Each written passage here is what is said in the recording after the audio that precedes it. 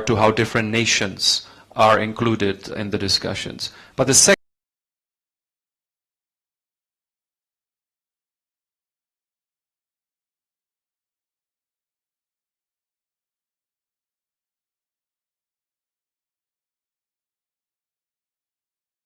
it's fine, and you will see a lot of the sessions still trying to do that, but it is really important that we move firmly towards solutions, that we are able to open pathways, talk about new models, new policies, new strategies that will actually help people to deal with. So in that respect, I also wanted to mention that we have been going called the Edison Alliance. It is focused on how to include more people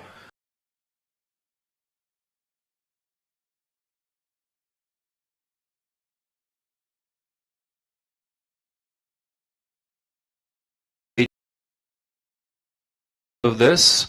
You have been part of this on behalf of Pakistan. We made a pledge overall globally that we wanted to connect 1 billion people by 2025. And right now at the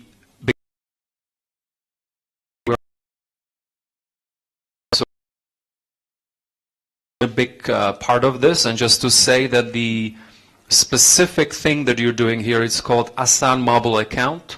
It's been tremendously successful. We're very happy that you're part of that initiative and you're helping us make a difference in Pakistan. Big thank you to you, Mr. the annual meeting with us. Thank you. Thank you, Marek. Really appreciate that, and obviously the introduction about Pathfinder and VRG, the Asan mobile account, has already been a great success with millions of accounts opened and billions of transactions already there. But I think before I introduce His Excellency to say a few words, I think the theme of Davos this year, rebuilding trust, probably applies to Pakistan as well in a lot of ways. Your government inherited a very difficult situation, a falling GDP, floods born not because of Pakistan's fault, but the climate change that had been wrought upon by other industrialized countries in the world, rising inflation, a stock market that was in turmoil. And, you know, I think what you've done in your brief tenure so far is starting to rebuild that trust in Pakistan again. And you can see that from the response we've had at Davos, at the World Economic Forum. Just this breakfast is a good example. There remains a deep interest in investing in Pakistan.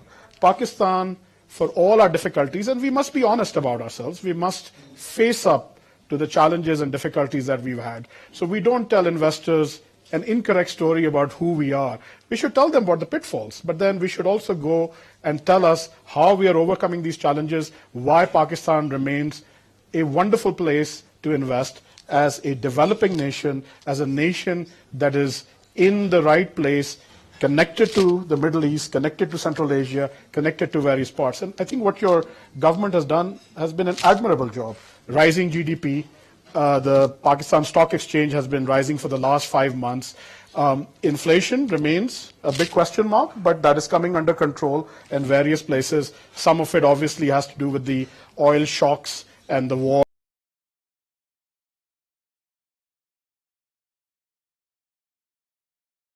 The victims of it. But I think I say it's a privilege to host you, because it's a privilege to host not just you, but members of your government at a forum like this, so that you can tell the Pakistan story effectively, so that people understand. We should take our challenges. For example, we always lament about our geopolitical sort of geopolitical placement of region. You know, we are surrounded by problems. I think we can turn that around and say, okay, yes, we have issues on both sides of our border. You know, also there are issues, you know, in terms of the north and so forth. But we can turn it around and say, look, we remain the focal point for various old roads that lead to various different parts of the world. We remain part of that connectivity, as people will tell you. We remain part of that solution. A young population, yes, There are growing concerns about unemployment, but let's turn that around. A population that is under 30 years old is also a market for goods and services, a burgeoning market for goods and services, an investment in education.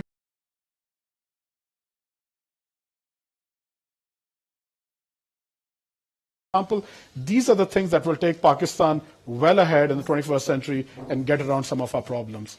With that brief introduction, I would like to now welcome the Prime Minister to say a few words. Thank you.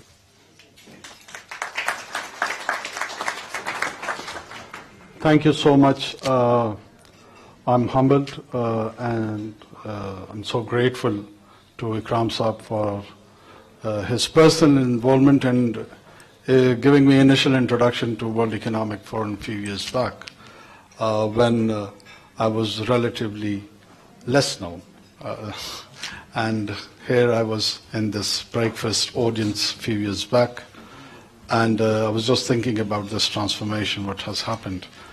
Ikram Saab has been very generous to me in personal capacity. He has always introduced me to different forums, and I've always benefited from his advices and suggestions. So thank you so much, sir.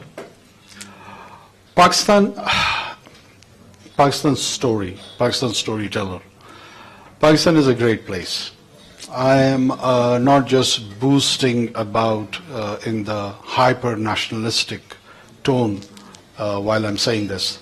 Pakistan is a great country. Why? It has a population of 240 million people at its backyard.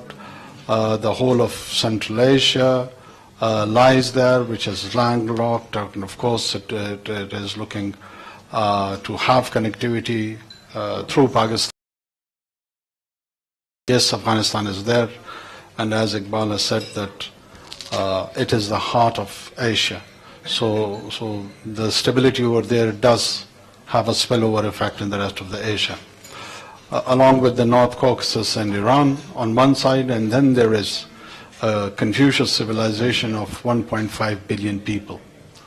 So Pakistan, as a member of ECO, which has a 500 million population, Pakistan is ECO's India. It's biggest in terms of its population. Some $36 trillion trade is happening next door in China. And on the right, GCC with all its hydrocarbon exports has transformed its to enter into the manufacturing area. So what do they lack? They do have capital. The banks are filled with the money, but they don't know where to put it. As there is a demographic disadvantage. So they have two options: either import the population to their own countries, or take the capital to the framework where the right kind of environment is available, the labor,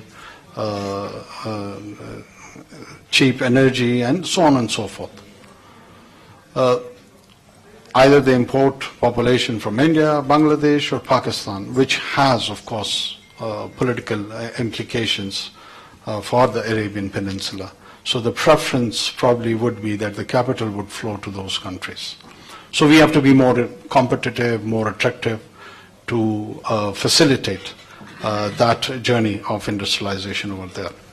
Chinese transformation of the journey of its modernization, where they started post-1979, and they have acquired a stage where they are relocating some of its industry. And one, along with the Southeast Asia, destination would be Pakistan. A country which has diversified cultures, ethnic groups, geography, topography. You go to the north of Pakistan, you have 8 to 9 highest peaks in the world. It's a heaven for the people who are interested in mountaineering. Then you have deserts of Thar and plains of Punjab and deserts even in Balochistan. So this is all amalgamation of a different kind of a landscape which is quite unique, that it is offered in one place or in one territory. Pakistan's biggest asset is its human resource. 240 million people, 60% of them under the age of 30. What does that mean? That actually means whole of energy. Energy which needs, of course, a direction. We have got around 1.5 million workforce just in the IT sector. We've been working on its international accreditation also, that a year at least we should produce about 50,000 graduates who would be internationally accredited.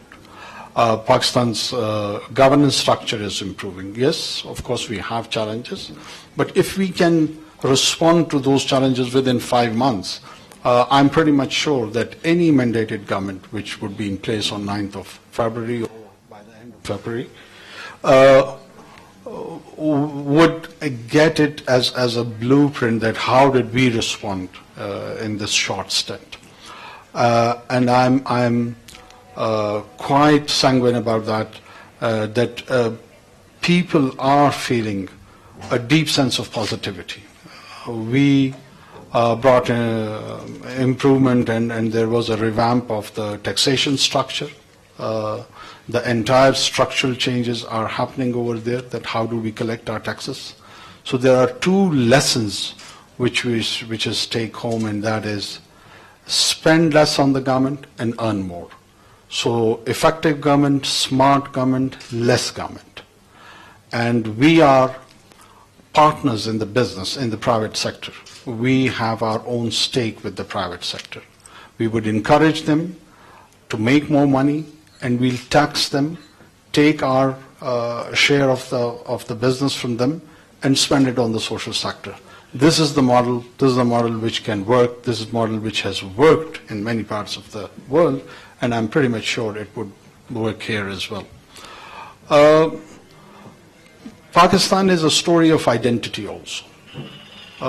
We've been viewed as our journey started probably in 14th August 1947, or to some who have studied Pakistan studies at school, the entry of Muhammad bin Qasim from the Arabian Peninsula is at times referred as a starting point of that identity. I would take it a bit further. I come from Balochistan, where the Mehergarh civilization initiated, and they were the one who provided the early inhabitant to Indus civilization.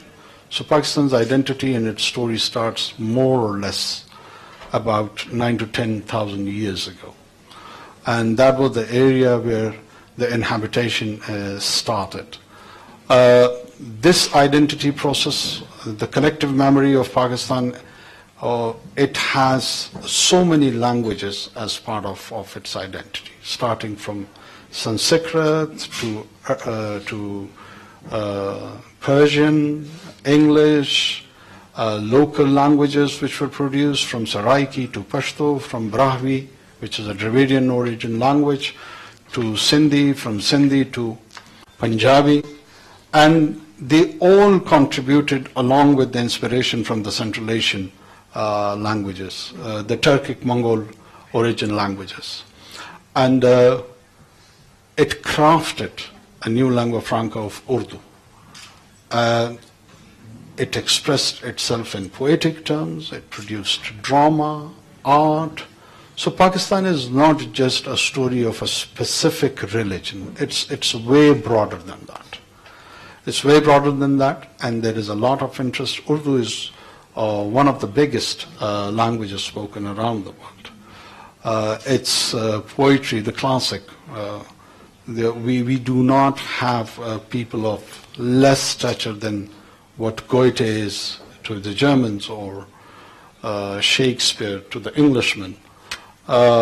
People like Ghalib and the rest have left a lot of deep mystic impact, and in the manner those expressions have been done, West knows Rumi, but very few knows Ghalib. That is the unfortunate part. We have not been able to showcase him. Though in my humble opinion, the themes, of course, Rumi is mentor. We are not creating a competition over here, but they were the wine of the same bottle. So more or less with the same sort of taste, the artistic taste. So Pakistan is not just a land where the trade activity would be happening and all dry. It has its own ambience. It has its own color. It has different cultures, different languages.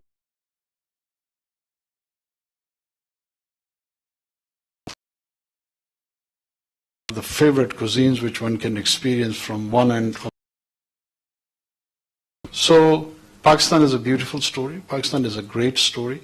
We need more storytellers like yourself, Ikram Sahab. Thank you so much for inviting me here again, and I hope we will continue with this partnership with the World Economic Forum and Pathfinder Group, and we'll be contributing in future also. Thank you so much. निगरान वज़ीर आज़म DeVos में तकरीब से खिताब कर रहे थे और उन्होंने कहा कि पाकिस्तान की पहचान बहुत सारी यहाँ बोली जाने वाली ज़बानें और मज़ाहिब हैं। पाकिस्तान की तारीख इसको दूसरे ममालिक से मुख्तलिफ करती है। पाकिस्तान सिर्फ एक ज़मीन का टुकड़ा नहीं, इसकी अपनी एक अलग पहचान भी है। मारूफ पाकिस्तानी शख्सियात, आलमी दानिशवर, मुसन्निफ़ीन और फलाही तंजीमों की पाथफाइंडर ब्रेकफास्ट तकरीब से निगरान वज़ीर आज़म खिताब कर रहे थे।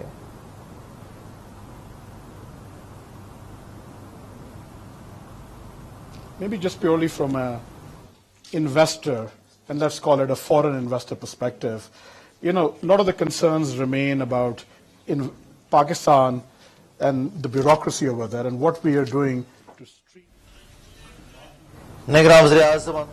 इस वक्त तकरीब जारी है। निगरान वज़ीर आज़म अनवर-उल-हक काकर तकरीब में मौजूद है। उन्होंने अब से कुछ देर कबल खिताब भी किया।